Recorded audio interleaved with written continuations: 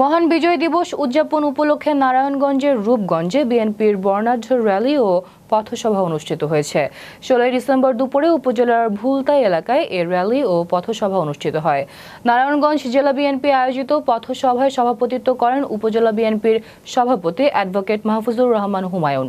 সভায় বক্তব্য রাখেন নারায়ণগঞ্জ জেলা বিএনপির সভাপতি বীর মুক্তিযোদ্ধা আলহাজ গিয়াস উদ্দিন আহমেদ, কেন্দ্রীয় বিএনপির নির্বাহী কমিটির সদস্য মুস্তাফিজুর রহমান ভূঁইয়া দীপু, নারায়ণগঞ্জ জেলা বিএনপির সাধারণ সম্পাদক গোলাম ফারুক খোকন, সাধারণ সম্পাদক বাসির উদ্দিন বাচ্চু, সহসভাপতি আনোয়ার সাদাত সায়েম, আশরাফুল হক রিপন, ভুলতা ইউনিয়ন বিএনপির সভাপতি আব্বাস উদ্দিন ভূঁইয়া সহ আরো অনেকে।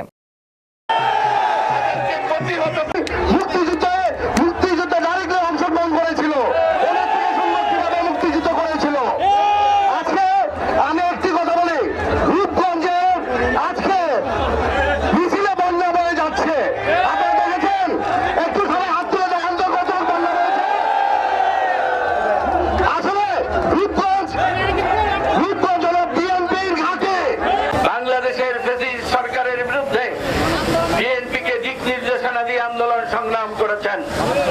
আন্দোলন সংগ্রামের মাধ্যমে এক নতুন ইতিহাস সৃষ্টি করেছে। যদিও দেশে আমাদের সামনে উপস্থিত ছিল না, কিন্তু বিদেশে থেকেও অনেক নেতা